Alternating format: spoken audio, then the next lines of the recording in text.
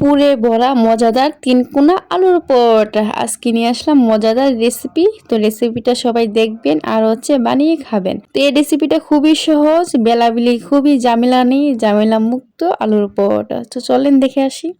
আলুর পরোটা বানানোর জন্য আমি এখানে আলু ম্যাশ করে নিয়েছি। দিয়ে দিচ্ছি লবণ পরিমাণ মতো,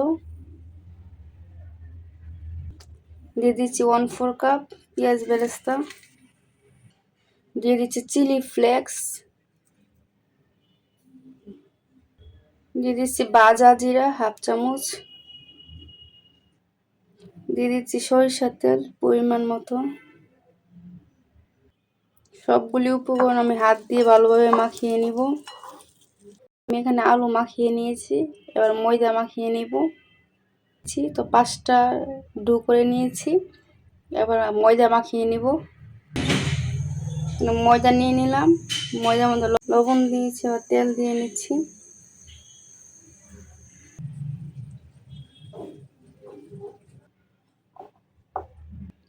পরোটার ডো তৈরি করে নিয়েছি, আর আলু ভর্তা করে নিয়েছি। এবার আমি বেলে নিব।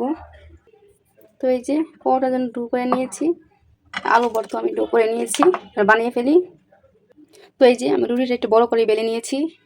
এবার দিয়ে দিচ্ছি একটা আলুর পুর মাঝখানে দিয়ে আমি চারিদিকে একটু ছড়িয়ে দিব।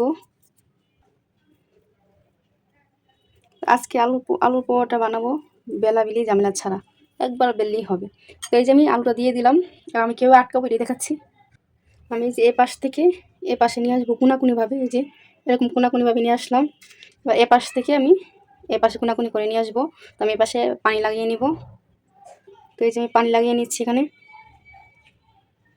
তো এই যে আমি এ পাশে পানি লাগিয়ে নিচ্ছি। তো পানি লাগিয়ে নিলাম, এবার এই যে কোনাকুনি লাগিয়ে দিলাম। এই যে পানি দিয়ে আমি আটকিয়ে দিলাম। এবার এ পাশটা আমি পানি দিয়ে লাগিয়ে নিব, এ পাশেও। তো এই যে এ পাশে আমি পানি লাগিয়ে নিলাম, এ পাশ থেকে নিয়ে আমি যে এ বরাবর দিয়ে দিলাম। এই যে আমি আটকিয়ে ফেললাম। এবার এই যে আটকিয়ে দিলাম। এই যে আলুয়ে ভরা পরোটা, তিনকোনা আলুর পরোটা হচ্ছে। এই যে দেখেন কত সুন্দর হয়েছে তিনকোনা। তো এখানে তো আলুর পুরো বেশি থাকে, আর বেলারও ঝামেলা নেই।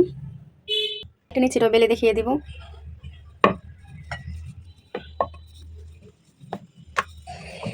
তেরা বেলা হলে কোনো সমস্যা নাই, গোল হইতে হবে এমন কোনো কথা নাই। তো এই যে আমি আরেকটা রুটি বড় করে বেলে নিলাম। এবার এখানে দিয়ে দিচ্ছি আরেকটা আলুর পুর দিয়ে আমি ভালোভাবে ছড়িয়ে দিচ্ছি। আমি দেখিয়ে দিচ্ছি এটা কীভাবে করছি। তো এই যে আলু আমি আবারও ছড়িয়ে দিলাম। এপাশটা আমি আবার এপাশে টেনে নিয়ে আসছি, এরকম কোনা করে নিচ্ছি। এপাশে কিন্তু আলু আছে, কামড়ে কামড়ে আলু লাগবে। এপাশে আবার পানি দিয়ে নিব। এই যে পানি দিয়ে নিচ্ছি আমি এখানে, পানি দিয়ে দিলাম। এবার এপাশটা আমি এই যে এরকম করে মিলিয়ে দিব। এপাশে আমি দিয়ে দিচ্ছি, এপাশে আমি দিয়ে দিলাম। এপাশটা আমি আটকিয়ে দিব। এবার এই যে এরকম করে আটকিয়ে দিচ্ছি। এই যে এরকম করে আমি আটকিয়ে দিলাম। আমার হয়ে গেল তিনকোনা পরোটা, কিছুই বের হবে না। এই যে দেখেন কত সুন্দর তিনকোনা পরোটা। কামড়ে কামড়ে আলু লাগবে, কামড়ে কামড়ে আলু লাগবে, এটা বেলার কোনো ঝামেলা নেই। তো এরকম আমি সবগুলি পরোটা বেলে নিব। চুলাকে তাওয়া বসিয়ে দিলাম, দিয়ে দিচ্ছি পরোটা। তিনকোনা পরোটা আমি হালকা ছেঁকে নিব। উল্টিয়ে দিলাম, আমি উল্টিয়ে পাল্টিয়ে একটু ভালো করে ছেঁকে নিব। আমি উল্টিয়ে নিচ্ছি, আমি ভালোভাবে ভেজে নেব। আমি ছেঁকে নিয়েছি। আবার দিয়ে দিচ্ছি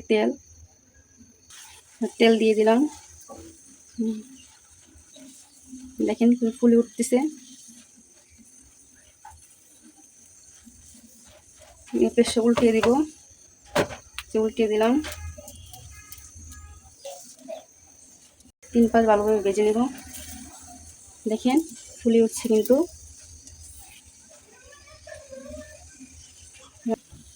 তো এই যে আমি এরকম করে লাল লাল করে ভেজে নিয়েছি, ব্রাউন কালার করে। এখন আমি নামিয়ে ফেলবো।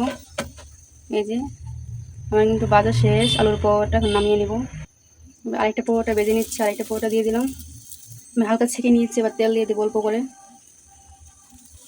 এই তেলেই আমি ভেজে নিব 2 পাশ। দেখেন ফুলে উঠেছে পরোটা। এই যে এবার আমি নামিয়ে ফেলবো। দেখেন কত সুন্দর হয়েছে তিনকোনা পরোটা। তো এই যে আমার পরোটা বানানো কমপ্লিট। দেখেন কত সুন্দর হয়েছে পরোটা, আর ভিতরে আলুর পুর ভরা। আমি এটা কেটে দেখাচ্ছি।